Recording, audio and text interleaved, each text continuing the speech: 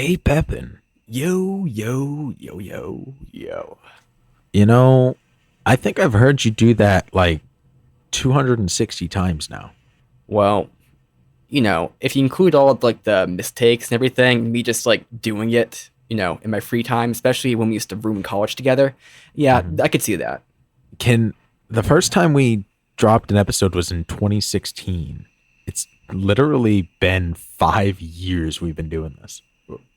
Wait, are you insinuating that I've said it on every single episode and it's been how many episodes? This is episode 260, dude. What the fuck? That I that's think that's pretty extreme.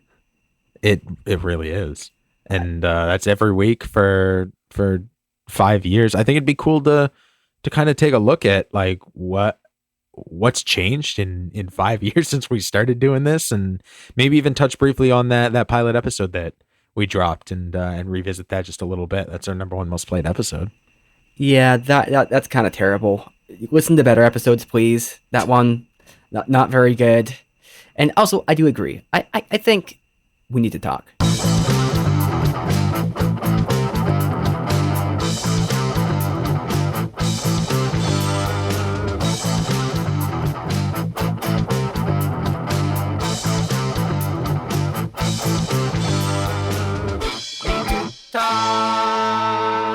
Welcome back. So glad you guys could join us once again. My name is Meter, and I'm joined here today with my best friend, Nathan Pepin. How's it going today, Pepin? Yo, yo, I am doing well. How about you, Meter?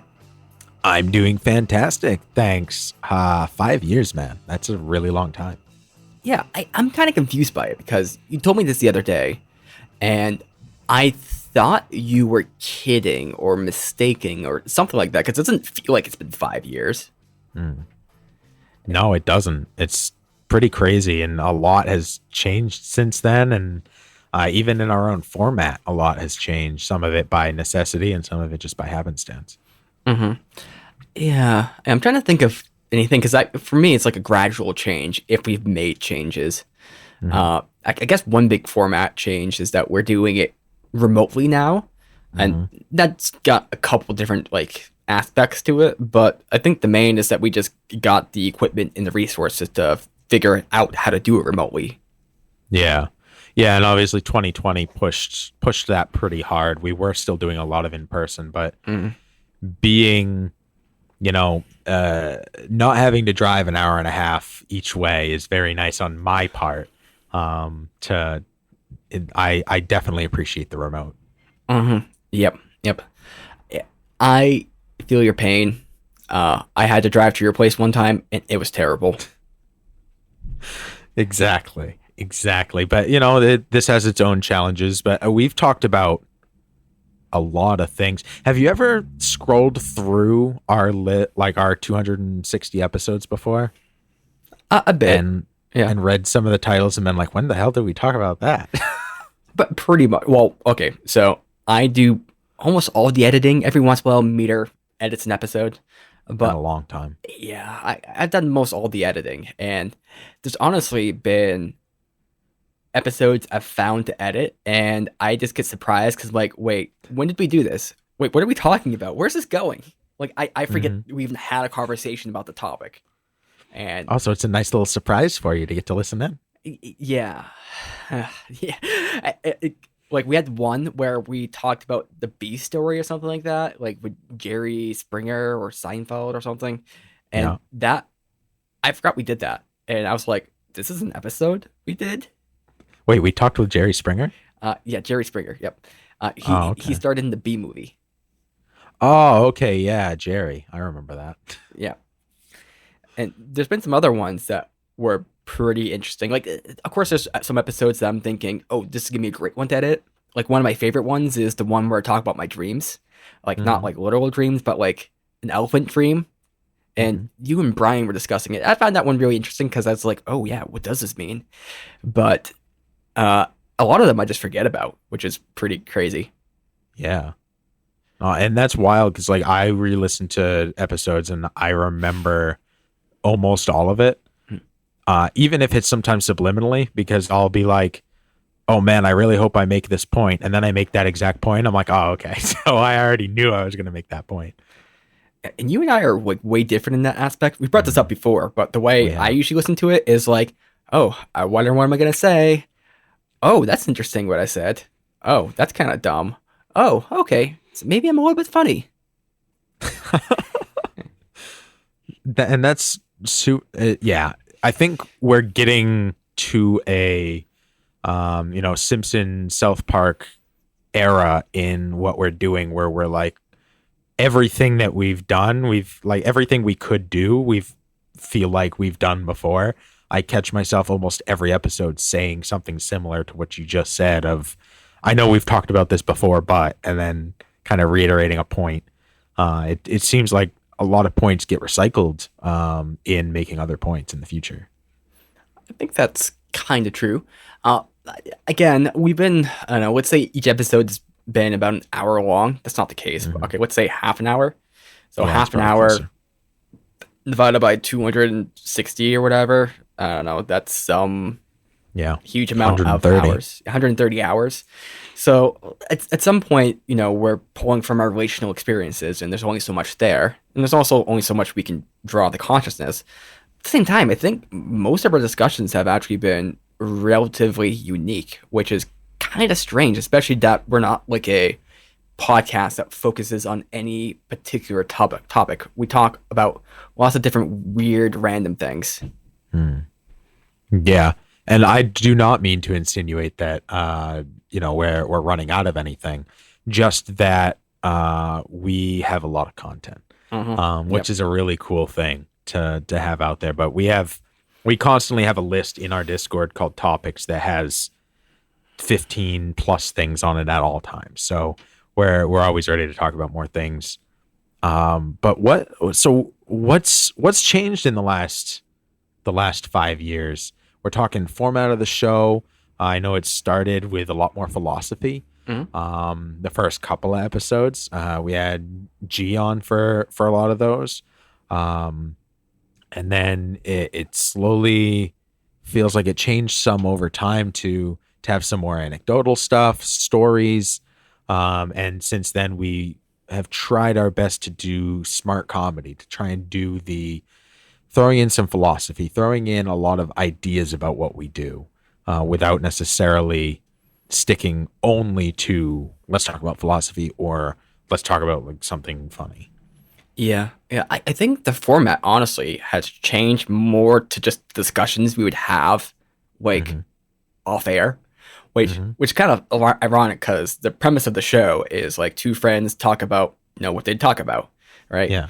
And we maybe aren't typical friends like that, or Hmm. because I think a lot of friends they don't talk about much or they just talk about aspects of their lives. Whereas we always tend to go in random directions, and whether that's me or you, we're both kind of pulling that direction, but also discussing Hmm. the other things. So we don't discuss personal things in the show as much. But I think that a lot of these conversations that we're having are just those kind of conversations. I think that's kind of more the way we evolved. If that makes any sense to you, I don't know if you agree with that.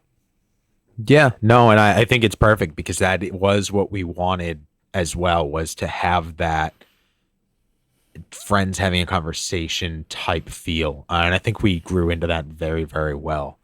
Um, so it's been a lot of fun. We've got to meet a lot of really cool people, Mhm. talk to a lot of really cool people, which has been amazing. Our first episode, let's talk about that briefly because that's our number one most played episode, right? The pilot. Now, when I first noticed that that was the case, I think you and I had a conversation about it, and we both agreed audio quality is bad. I was living in Manchester at the time, and you called me on the phone and recorded my phone audio through the computer. Or maybe it was Skype or Facebook Live or whatever, but Mhm. regardless, it was crappy audio for that reason. And I was sick at the time, which is why I didn't come to your house. So it was just a mess of we need to put something out or we're never going to do it. And we ended up releasing it as episode one and then never missed a episode since.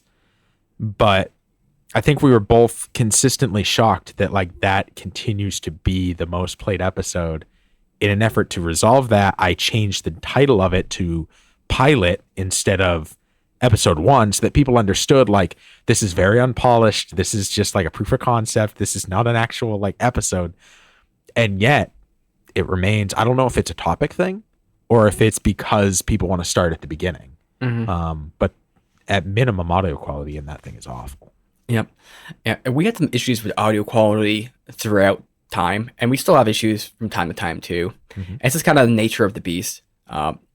And I think that's one of the big things we've improved on, something I've kind of pushed towards. We were using these condenser microphones. They're actually pretty decent. Newer, that's right. That's newer 700s. And they're like $20 on Amazon. And some people think or disparage them a lot because they're not like the top of the line microphones. But you got one right there. But for what they do, they're actually really nice. Like, if you want to get started with a podcast and you don't have that much money, I would probably say it's a good option. Maybe you go with a more modern version of it because there's a couple other options out there. But honestly, it did as well. I think the one thing that was kind of tough is we had 3 people at one point, me, you, and Gideon, and we had 2 mics. So Yeah. one person was using one side, the other was using the other, and those microphones aren't made for that, so it didn't sound that great. Yeah, early on, budget limitations were a serious thing, as well as just tech limitations in general. But yeah, having you on board, there's no way this show would have ended up being produced without you doing all of the tech stuff. So huge props on that for sure. Yeah, and one thing that made it easier for the most part is that we have gotten skilled at what we do, where we're kind of self-editing as we go. So we've established certain practices, and I've advocated for a couple, but we've gotten good enough at this where I don't actually have to do too much editing. Like, most of the content we put or we talk about is good. Every once in a while, I have to cut stuff out, but more so, it's cutting little time delays with latency issues with whatever we're using to record. But for the most part, like, we don't talk over each other, or if we do, it's kind of more natural in a way, like it's an obvious interruption. We don't do a lot of ums and ahs and everything like that. Like, we try to keep things simple, and we also have this idea, which I read a whole like article about, is passing the mic, because we kind of know where we stop and then where we go. Now, that aspect I think was a little bit tougher to get with the remote recording because there is a time delay. Because if I stop talking, from my point of view, like, I just stop talking, and then you're just kind of sitting there. But from your point of view, you don't hear me start talking, or stop talking rather, for like a second later. Right? So in that second of dead air, it's just so hard for someone who is trying to create content to just be there. So we had a lot of discussions about those sorts of little topics and how to handle them. And I think we've gotten very adept at handling them. And not only that, but I think when we have guests on, the format that we have, depending on the guest, we've had a couple of guests who are a bit of a ruckus. We might, I don't know, I want to disparage them, but they just couldn't call them out by name. You want me to? No. Okay. But they have more the issue of they don't stop talking, and they're always just trying to fill gaps and can't let things be, which is okay. But I think out of like all of our guests, for the most part, even ones who aren't doing the podcast sort of thing, we're able to kind of get them into the sphere and feel comfortable and kind of just, it's a very natural conversation, like way more natural than it should be. I mean, I would personally rather have somebody who talks a lot and knows how to fill air than somebody who like has nothing to contribute to the conversation, which is much harder to, bleed a stone than it is to filter it down. Yeah, well, I'd say there's 2 different types, because there's like the type like Mason or Fishstick from I Don't Know Radio, and he is an expert at this because he's working with us. Like, I feel like he's a collaborator, like when we do the podcast, and because if there's like a dead moment or something where it's getting a little bit like off kilter, like he comes in and kind of like nudges things in the right direction. Like, he knows exactly what to do, and he's a professional, so of course he does. Whereas some people like they're a bit more insecure. But I think better someone who talks too much than talks too little, because those people, if you ask them a question, oh, thank you, Anna. We got Anna in the chat saying happy anniversary, guys. Anna, one of our big time fans, more of a fan of Meter though. Who's not? God.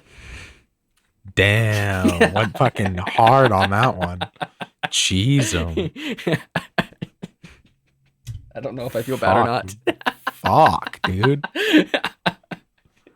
Roasted me from heaven. But, I think, better someone who talks too much, but best that's the one that's understand the process and kind of the vibe. And I think for the most part, 80% of our guests, they understand the vibe. They get it. And, 10% maybe talk a little too much, but it's still fine. It's good content. And it's our job to work with anybody and to make them look good. So whatever makes them look good is going to make us look good. But it's not even about us looking good necessarily. It's just about having a good time, making something entertaining. Yeah. I know I've tried to do as best as I could to vet people too before inviting them on, not just inviting literally anybody, and making sure it's somebody who's going to understand the vibe, fit the vibe, be able to talk, be able to listen and contribute and all of that. So definitely, we've been very lucky with the guests we've had thus far, and surely we'll have in the future. I think that the actual content of that first episode, that Pink Floyd episode, was actually really good. If I remember correctly, it's been a bit since I listened to it, but I think we talked like very intelligently about Pink Floyd and the albums and all of that. I think it was actually a really good conversation. Just the quality was very poor from an audio standpoint. Right. The technical aspects. I think the episode I have the most fond memories of, and maybe I wouldn't if I listened to it more recently, but there's a time travel episode we did with G, and there's just some aspects to that where we discussed that's the smartest but the stupidest we've ever been. Yeah. I don't know how, I think we talked about graph theory at one point in that. Talked about what if you went back in time, fucked Hitler's grandfather to prevent Hitler from becoming the being. And we just went back and forth between the smartest thing you could maybe say for us and the dumbest thing you could say for anybody else. Yeah. and I think that's kind of the line we try and walk, right? That's that hashtag smart comedy, that feel that we've made into our brand as a whole, is saying smart things in a stupid way or stupid things in a smart way. Towing that line where the two things kind of overlap. Now, would you say that you've improved in any aspects in, say, your everyday life, or has the podcast, say, influenced you outside of the podcast? Yeah, I mean, I own a podcast company, so that was kind of a big deal. The amount of connections that I've made to other amazing artists and creators and collaborators is outstanding. It's amazing and otherworldly. My mic work, my voice work, very good. Being able to fill time and space with content of some sort is great. So I've grown in a lot of ways because of the show, and obviously equipment wise, learning how to edit some stuff. Has all been very, very, has all come from the show. Right. I would say for myself, I've taken a lot, I think my ability to vocalize and kind of express myself has greatly increased, and also some of my, say, social ability. A lot of that stuff, interestingly enough, I had worked on prior to the podcast, because prior to the podcast, I mean, maybe a few years before that, but I used to be way, way different. I was very, very quiet. When I spoke, people had a hard time understanding me and what I was trying to say. To me, it was very evident. Meter, you could understand me just well. But a lot of people, I don't know, I'd say things that I thought made complete sense, but I don't know if it's just the way I vocalized them. Maybe I didn't dumb them down enough. Maybe I just was dumb myself in how I expressed it. I don't quite know, probably a combination of all three. But people had a very hard time understanding. Also, I was very kind of socially oblivious.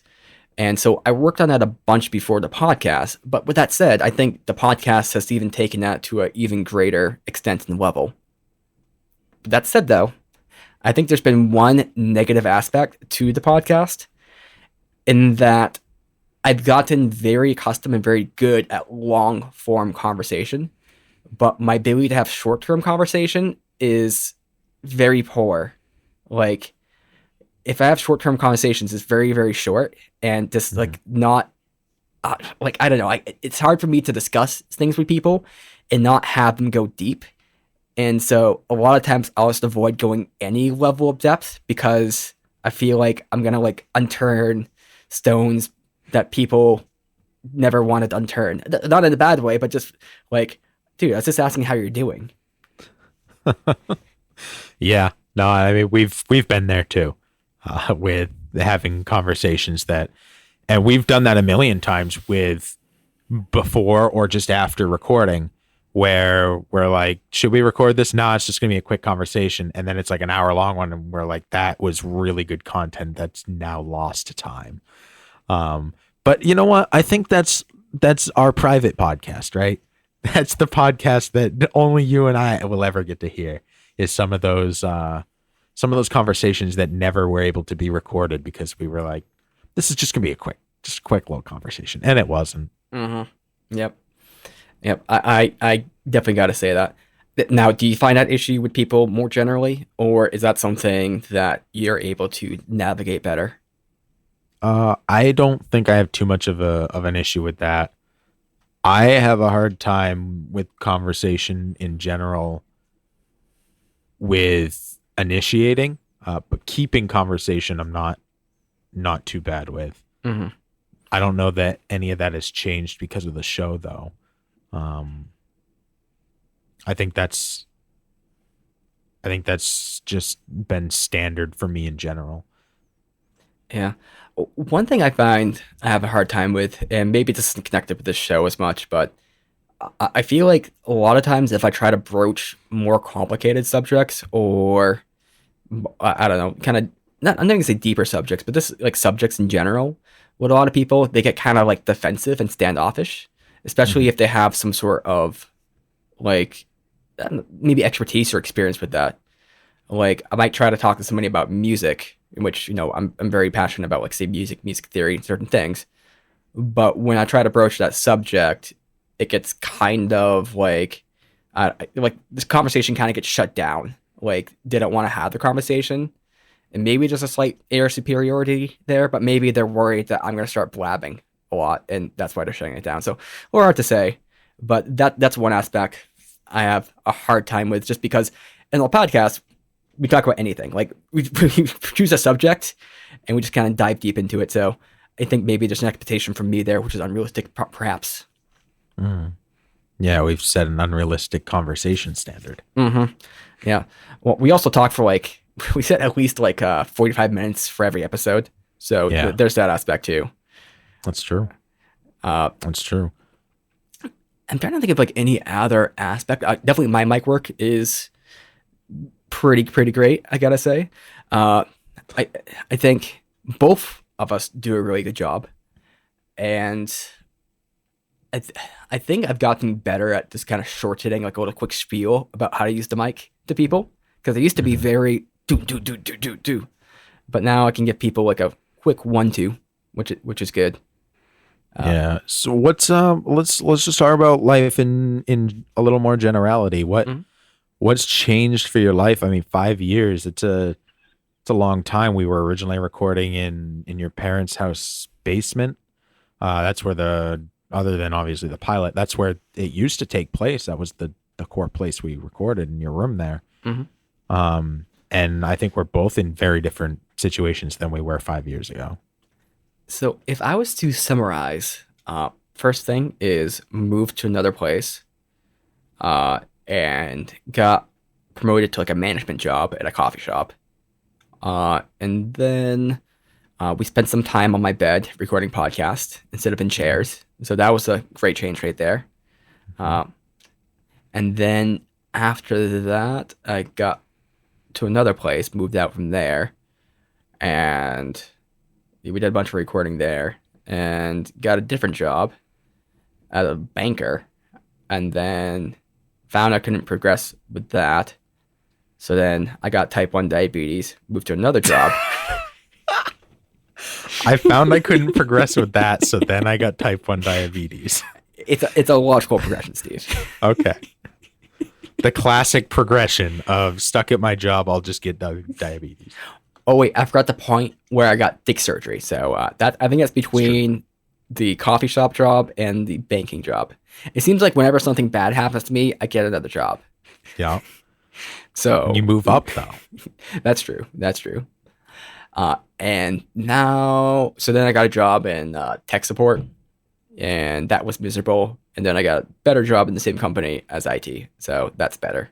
And then looking to move up from there. I don't know if So you that's just need more dick surgery. more dick surgery, or I don't know. Maybe I just need to get my foot cut off or something. That'll give me the motivation to do something. Oh, that would be a progression for your job and a progression for your diabetes. Two birds, one foot. That's perfect. Okay. Is there anything? Because I think the way I just described it, it mostly had to do with work, and I don't know if that's just my self-conception of myself or if I'm just that boring. I guess I made a Kegel app at one point, but now it's off the store. I've done a couple other old things like that, but I don't know. Studying for a computer science degree. There's that. I don't think I've done too much, but then again, I think my self narrative isn't as full as other people. Yeah. Sasha is saying that she came at dick surgery. Perfect. A little strange. Whatever you want to do, Sasha. So Meter, how? You skipped over your social life. Oh. And then maybe you're purposely doing that, and you didn't talk about any of your like art projects, like your reaction series. Oh, I guess that's true. So let's see. Social, mostly been with you. I got a girlfriend now, so that's nice. Met her through the bank, and because you saw how much money she had, and you were like, well, we're gonna date now. Well, she is part of my long-term 2021 financial plan, so there's that. That's a nice way to put it. But I started a side podcast with Patrick called Damn, Does Anything Matter? We haven't done that as much because Patrick's been he started a book publishing company. So he's been busy kind of getting books published for people. That's amazing. And then I've been a couple other friends. One had a baby, so haven't seen him much at all. And I'm trying to think of anything else. Oh yeah, so I've done some reaction videos and also a couple of videos on memes. Both I want to get back into. It's just like such a pain to do. Like the meme ones are amazing. Those are so good. They're so frenetic, but like on point at the same time. It's insane. Yeah, I have lots of different ideas for that, and also I have some like ideas for like videos in general. And we're gonna go on a side tangent here, but I'm gonna pull up my phone because I've just been thinking about troll videos. Like okay, so there's a trend with videos where it's like master of puppets, but every time he says master, it speeds up, right? Yeah. So I got one, master of puppets, but every time he says master, it stays the same tempo.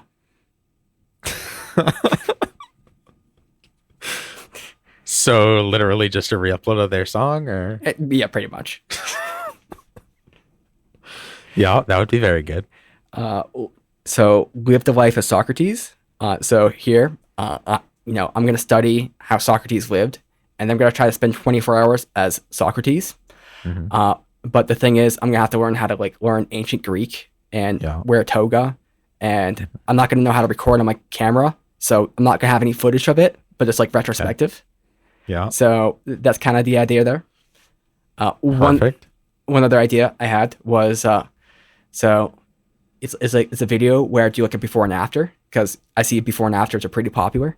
So Hmm. I just like take a picture of something. All right, this is the before, and then I just do something. I don't know, like say run every day, and then I just take pictures of things, and I have my progression, and then it's a before and after. Of something not related to the action you're taking. Yeah, what's kind of what a before and after is. Like you take a picture of something, and then or well, you just take a picture really, and then sometime later you take another picture, and then you just keep taking pictures. So the video concept is that like maybe I take a picture of like the wall, and then it ends with a picture of like a bagel. It's like, oh, there's a lot of change here. There's a lot of change there. I'm not sure what it means, but it definitely did something, so I can tell you that much.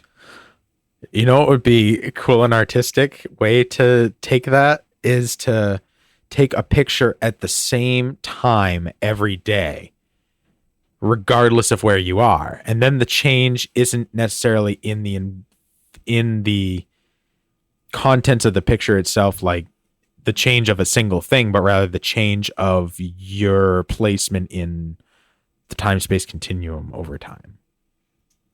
Hmm. Hmm. I'll consider Not that. quite trolly enough for you, huh? No, no, that seems too artistic. Well, I mean, that's kind of what you were doing, though. Is it? Oh, I had a trolley video project idea that I haven't acted on. Are we talking about the fake ads? Or no, you haven't No, done it. but those are great. We're talking about the unboxing videos.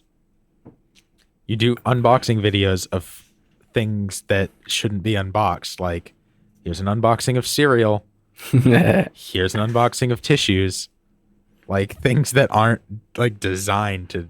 So you just rip open the bag of cereal completely. Like, I actually did I did a concept test of a cereal one unboxing, and I just thought it was very funny. Mm-hmm. Mm-hmm. I definitely like that idea. That's a very good troll idea. Hmm. Ooh, that reminds me of one other video idea I had. Essentially, it's like, okay, I'm gonna make pasta. This is how to make pasta, and then I just do like anything but make pasta. All right. So first we're gonna pull out some forks. All right, and now let's go over to the sink and look at it. Okay, and now this is how you fold the clothes. Just do it this particular way. And we're gonna put it in the drawer, and then at the end you have pasta, and it's just not pasta. That could be, if done correctly, to be entertaining. That could be really fun. Yeah, yeah. I think that's just the troll side of me wanting to come out. I guess that's one big change is I've become much less of a troll, or maybe I've become like a good troll. Maybe that's the way to put it, like a productive troll. Troll for content. Yeah, that's actually pretty much it. Because that's what a lot of what I do on the show is I say things that maybe are ridiculous or things which are I don't know. I say things that will generate reactions and kind of ideas. And that is essentially a troll, but you're trying to troll for entertainment as opposed to something which is like negative reactions or like anger. Yeah, troll for everybody's entertainment, not just your own. Yes, Yeah. that's a good way to put it. Healthy troll. Now, for you yourself, Meter, how would you say that you've evolved, changed, modified? Also, before we start that, Travis Ashley says, I hope you are ready, Meter. For next Monday night, I'm coming for you.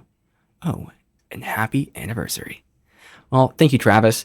I know you'll be coming next Monday night, and I'm ready. So, see you there. Yeah, he is talking about for Evolve Sports Live. There's an event going on called Clash 3. And Evolve Sports is actually really cool.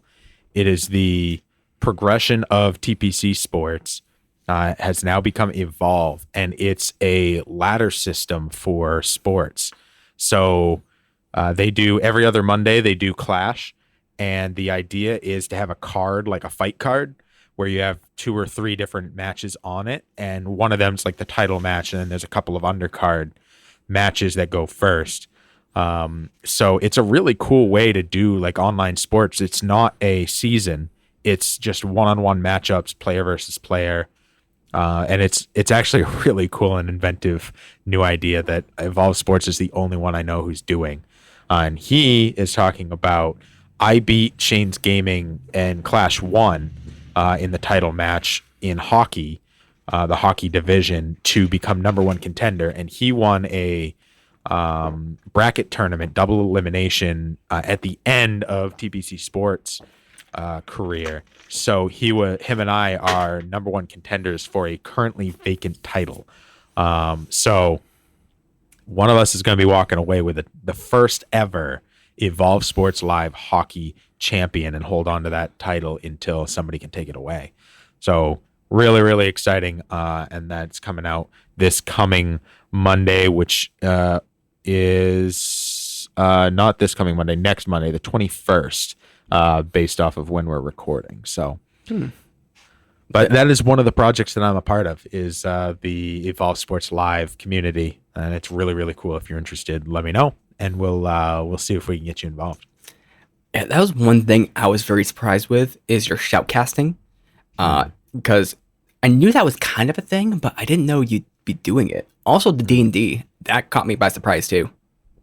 Yeah, definitely took on a lot of D&D. Ran a campaign for over a year with the same 6 people throughout, and it was a 100% custom campaign. So that was really fun to tell that story together with them, have their characters go through arcs, and overall there be a story arc. That was a heck of a lot of fun. And now I joined another group that does 6-hour sessions every Friday in person. So a bit of a change, very, very different feel from doing it online and with different people in general. But D&D is a lot of fun, and it's really good for improv skills, voice acting, character development, storytelling, all of that stuff that I'm a big fan of and continually trying to hone my skills in. 6 hours sounds like a lot of time. Yeah. Jeez. It's very long. It's 6 to midnight, and then it's a long drive home, but it's totally worth it to have that fun. And right now, the character I'm playing is a changeling, so their whole shtick is that they can change into any race, and in doing so, they can change into any gender and any race at will. So I get to do all of the accents and all of the different voices. I was a tabaxi, which is a cat person. I was a dwarf, the changeling themselves. I was a minotaur at one point, a human, and a goblin. So all those different voices in the course of those 6 hours. So it's a really good opportunity to flex. That race, is it a race? Changeling? Yeah. So it just sounds like somebody was like, what race do you want to be? And you're just like, all of them. Yup. Pretty much. Huh. So D&D is one interesting thing. I know you've been doing some music on the side, or maybe I think you're kind of like me, because like you will get really involved in something at certain points, and maybe you stop for a little bit, then you get really involved in it. So you came out with an album, Jamas Fu, if I'm saying that correctly, and then you have a new album, I believe it's Presque-Vu. Yep. What was the change, or how did you like? What caused your impetus to kind of go towards that direction? Yeah, I released Jamas Vu 4 years ago, and then I kind of went silent on the music scene for 4 years, and kind of learned and grew and listened and practiced stuff. I wrote a little bit of stuff here and there, but it was nothing serious. And then, I was having some stuff in my personal life that it was making me feel stressed out, and I wanted to. I was so used to like having bad coping mechanisms and like doing, like making bad decisions on how to handle not feeling great about things in my life that I don't have control over. And I wanted to like make positive change. So Art is a really good way to do that if you do it in a positive way. So I kind of honed in on art and exercise to get rid of those negative feelings. Hmm. And honestly, it started out writing a single song, and then another song spilled out, and then another one, and I had four, and I'm like, okay, well now I need to do a full EP. I just need two more songs. Then I did two more, and since then I've written two more songs, and then two sets of 16 bars for one of which I just dropped today on Really Real, which is a Facebook group that is a bunch of people who do just raps and beats, and they're having a competition right now, a 16 bar competition that's really cool. So I came too late for that, but I just wanted to kind of introduce myself to the group, so I did a quick little 16 bars, and that was all. It's really fun.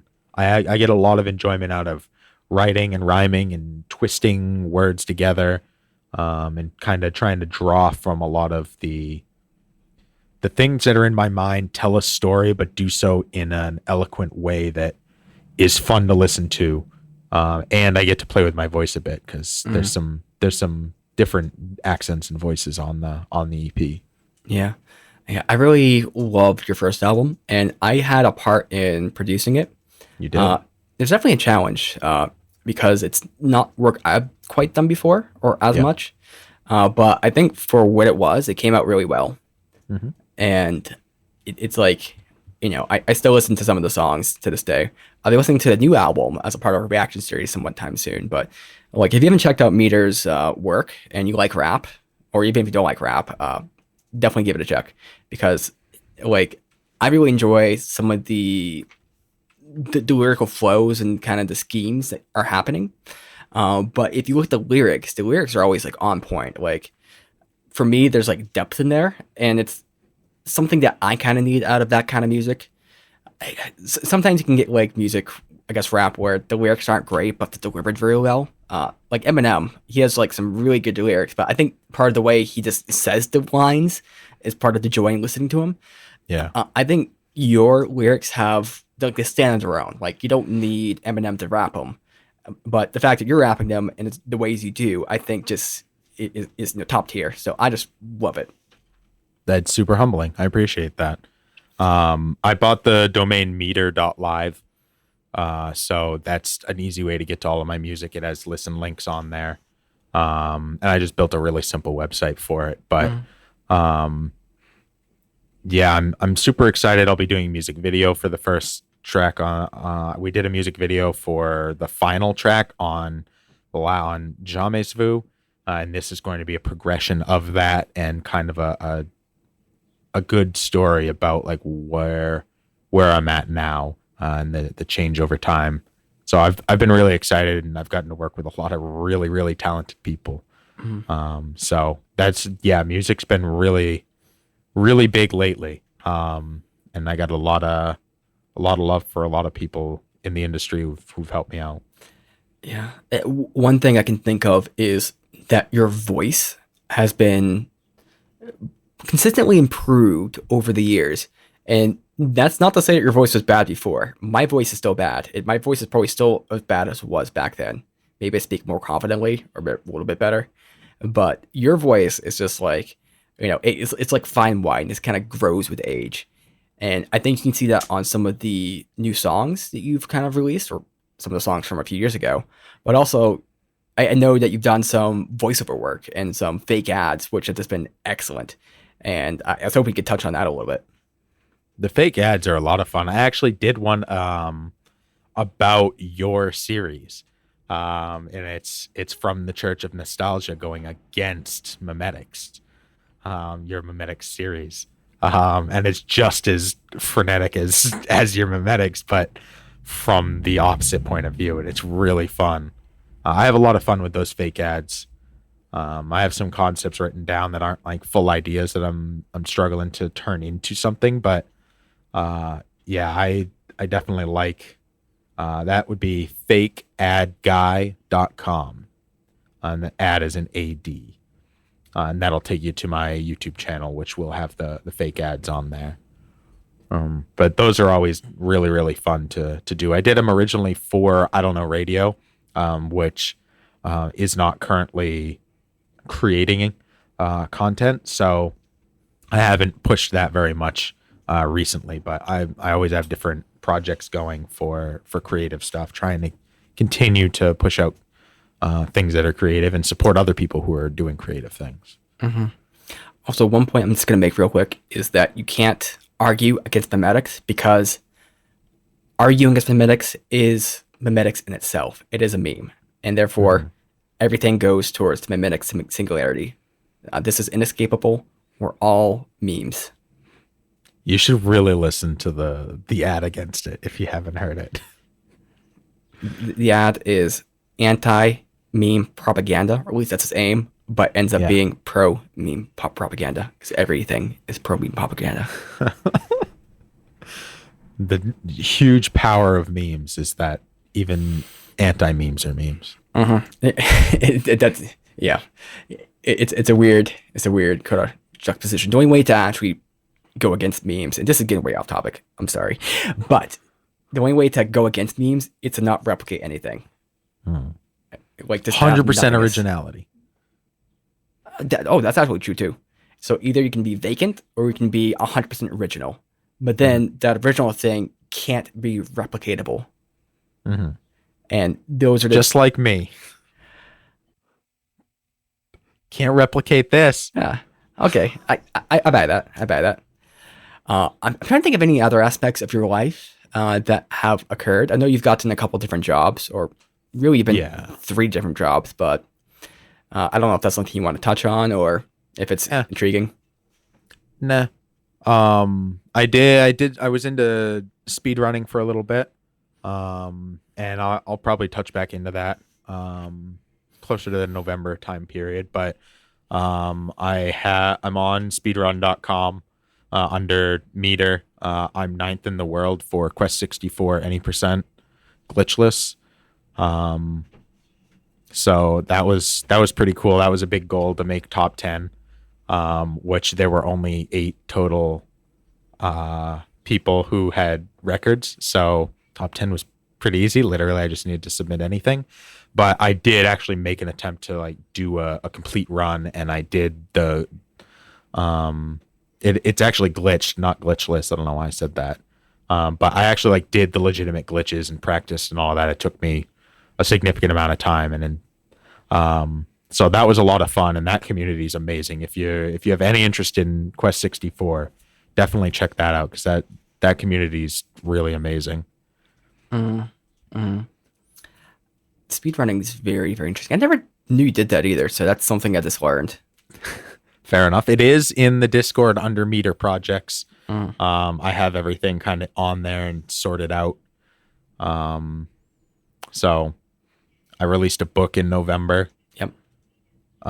Which was just pretty much it was a goal of mine before I turned 30 to have written and released a book. So I took all of the writing and poetry that wasn't rap and turned it into that book. And I kind of filtered them down and added a little bit of polish so that it was only kind of the best of the best, and released that as a book. So that was a big accomplishment for me. I think my birthday's the 15th of November. I think I released it like on the 13th.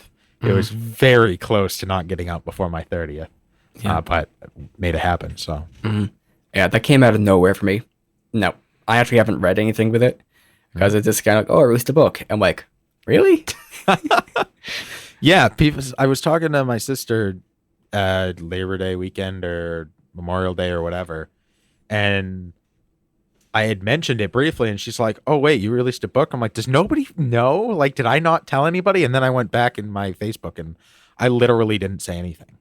Like, it just happened, and nobody knew. Yeah. So I actually like put a post about it. So now people actually know it exists. All right. Yeah. I if you do an audiobook, I might read it. Otherwise, I probably won't consume it. No offense to you. I just don't read. No, things. Not at all. Not at all. Yeah, I mean, that's the majority of the stuff. I do streaming still. And I became, it's either partnered or affiliated or whatever. It's the lowest tier one. But I can get subscribers and I get paid to do that. And 100% of anything that I make gets donated to Extra Life at the Extra Life time of year. And that 100% of that goes to Boston Children's Hospital. So I also did a tournament for Extra Life and was on Team Good, who's part of Mindcrack. And he's actually the CEO. And we were going up against like Jack Patillo from Achievement Hunter and like really big name, huge streamers. And we actually won the whole thing. And we had a very small, like 12-person team. And we were going up against some teams who had like 50 plus people. We ended up winning it was like a design contest for in Minecraft. So I was really proud of that. That was a really cool thing. And that community is pretty amazing as well. So just continuing to try and put a lot of the good stuff back out into the world. The Plunge podcast, we've talked to them several times, trying to help them out and be a part of that. And their mission for that did the actual polar plunge this year. In February, jumped into the freezing cold ocean. So that was a lot of fun too. And I'm excited to do that again this coming year. All right. Actually, that does remind me of two things about myself, maybe that I've worked on. One you actually brought up earlier with the reaction videos. Yeah. So I've done some reaction videos to like songs and some shows like anime and also Westworld, which is a great show. And I have some out there. If you go to my website and you look at like the Vimeo link, so I have a bunch of stuff on there from Vimeo, because YouTube I couldn't get past the copyright stuff. Like it was still fair use, but YouTube is very, very picky about that kind of stuff. So I just was not adept at doing it. Might start posting stuff because I have like hours and hours and hours. Like I have like 8 shows like fully recorded for reaction content. And yeah, but there's a couple shows up there that I think are really good that I did reactions to. One is called Citrus. It's about 2 stepsisters that fall in love. It's an anime. It's great. It's super cringy. I watched it to torture myself, and it worked. It really did. And then I also have one up there for JoJo's Bizarre Adventure. One for Konosuba Season 1. Both really good shows. And then another thing, I've had a bunch of projects I've half done. Like I have like half a book written on memes and mimetic theory, which I'm kind of devising. Eventually I need to get that out. Some other projects to do with memes. And then there's also a book I have half done on epistemology, which I kind of like got halfway through. I'm like, like I got most of it down, and then the rest of it's getting very technical, which I think I showed you some of that, and you're like, this is like good, but extremely, extremely typical. And like, yep. But that I don't know. That's just my style of writing for that kind of stuff. So eventually I'll finish that stuff up, or I'll just move to other projects. I think for the future, what I'm looking to do is probably get a job in programming and kind of start working on different programming aspects, and maybe trying to finish some of these projects I have started, and kind of just start closing books and kind of maybe opening some other books. Because I think a lot of the thoughts and ideas I've had have been good and valid. It's just a matter of like following through with them. Because even when I was younger, this has been my kind of crux, is I get into something and then I get halfway and then lose interest. Like I start learning how to draw. I get somewhat all right at drawing, like, pretty decent. And then I just move on to animation, which I guess is drawing in some way. But then I move into programming, and then I move into, strength training. Then I move into music. Then I move into I just keep moving around and can never stay put. But the issue with that is I never actually finish anything, and never actually fully fleshed out any ideas. So I think that's probably the big thing I'm looking forward to the future to kind of do, and maybe to improve a couple things with the way I communicate and my voice, because I'm just jealous of your voice meter. Your voice is just so nice. No, dude, you got a good voice. No, don't forsake that. No, I think I'm very much the same in that regard, that jump from thing to thing. And I think the difference is that I will finish the project I'm doing before jumping to the next thing for the most part. So not like having that closure allows me to move on to the next thing, and it just feels, but I also have to like push through things quickly because I know if I don't, I might end up abandoning a project that I'm actually happy with. And then it's just understanding, like, by the time I'm done with it, hopefully I don't like the thing I made anymore because I'm better now. Mm-hmm. And that's kind of the whole idea of life, is to continue to push forward. And looking back, you're like, okay, things were dumb. I was dumb. But the only reason you know that is because you're better now, continuing to be better and better and better.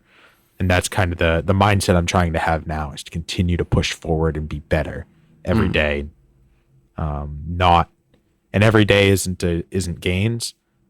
Some days you take losses, some days you slide back a bit, but it's an overall progress towards being better. And I had to learn that really hard through weight loss journey, trying to lose weight over time. It's like every day I don't wake up and the scale is lower. I was at 215 for like a month and a half, even though I was not eating enough calories and I was exercising. I was staying there, and I was stuck there for so long, and it was very frustrating.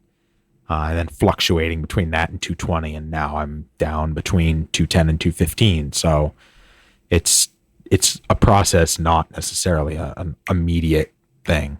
Exactly, like Zach Delcourt says, continuous improvements. But I think that kind of rounds out my thoughts. I mean, I could probably talk a bit, but I don't know. I'm very self-reflective, but not at the same time.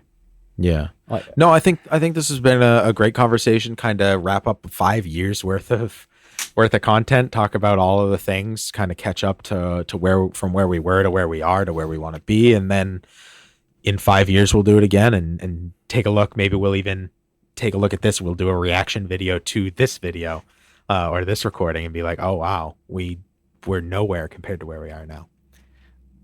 I think my main hope is that 5 years from now, I'll be able to grow a beard. That would be impressive. Well, just take the next 5 years and don't shave. And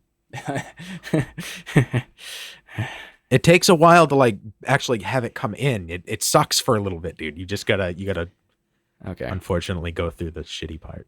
Okay. To get to the good stuff. Maybe I'm not patient enough. That's probably accurate. It's gonna look bad for a while. It will. Yeah. But then it'll look good. Right. Okay. Well, if you definitely like the video or podcast or wherever this is, just leave a like. If you want, wait, what show is this? Is this? This is We Need to Talk. Oh, wait, sorry. I thought I was doing a Pep and Reacts video. So if you love the video, press Pep and Reacts does take donations. Shit. Head on over to pepandreacts.com. Hold on. Reacts.com. I don't think it exists. Not yet. Not yet. Well, I think I have like pepin.com or something like that. Or maybe it's something like that. Pepin.com. No, that's real names. That's maybe npepin. One of those annoying ones. But anyway, you guys definitely have a great day. And hey, Pepin. Yeah. So I was thinking about how things progressed, and aren't we progressions in ourselves since the Big Bang, since the universe? I don't know. I mean, the Big Bang was a long time ago. There was that TV show, and then there was that guy who was part of the Partridge Family and the Birds and Alfred Hitchcock. Wait, Alfred Hitchcock? Yeah, the guy with the face and jacket. Oh, Nate, we need to talk.